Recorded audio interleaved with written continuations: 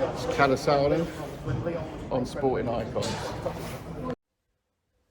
Alright everybody, hope you're all enjoying Christmas Eve. Now, you all drop a comment in the comment section below to let me know if you agree with Chris Eubank Jr.'s statement, which in short was him saying how Conor Benn, no matter what he does, no matter what evidence he wants to put out there in this 270-page document, whatever it may be, you're guilty. Unless, of course, you can find some kind of video footage of Conor Benn being pinned down by a bunch of guys injecting peds into his system. That no matter what he does, he's guilty. He's going to have to accept that when he goes to the ring, the crowd are going to boo him. All that kind of stuff. So, do you agree with Chris Eubank Jr.? Do you think that no matter what it is that he puts out, he's guilty?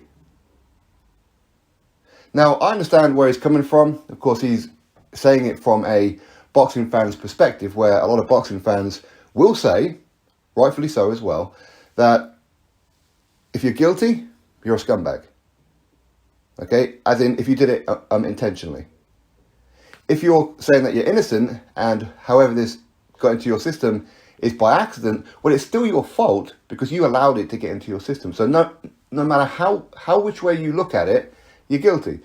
Again, you can look at the fact that there were two tests, that Conor Benn failed two. We didn't find out about the first one for quite some time. Conor Benn did, apparently his team did that as well, and they continued to go to the gym and didn't even investigate it, just put it down to a mistake. Is that okay? Is it okay that they agreed to fight Chris Eubank Jr. knowing that there was something going on here? And then to fail it again, and you had the promoters trying to still get the fight put on. Again, you could look at Chris Eubank Jr. as a way of being part of that guilt, because he was willing to fight Conor Benn anyway. But again, some people may say, but that's just a fighter's mentality. No matter what, it's a fighter's mentality. Now, quite what this PED does, people have like their own assumptions on this one. Some people will know the facts on it. Quite how it got into his system, again, could it be an accident? Could it only have happened with intentional purposes? Either way, Conor Benn's guilty for a lot of people. A lot of people will see Conor Benn guilty no matter what anyway, because he's a matchroom fighter. That just seems to be the thing. But again, going forward for Conor Benn, listen, his career is not over. Even if he gets any kind of suspension, 6 months, 1 year, 2 year, 3 year, 5 year, 6 years, okay? He's going to come back at some point, and his boxing career will resume. And Chris Eubank Jr. calling him now the bad guy, is he going to be the bad guy for a lot of you? But in time, things do pass. People do forget about it.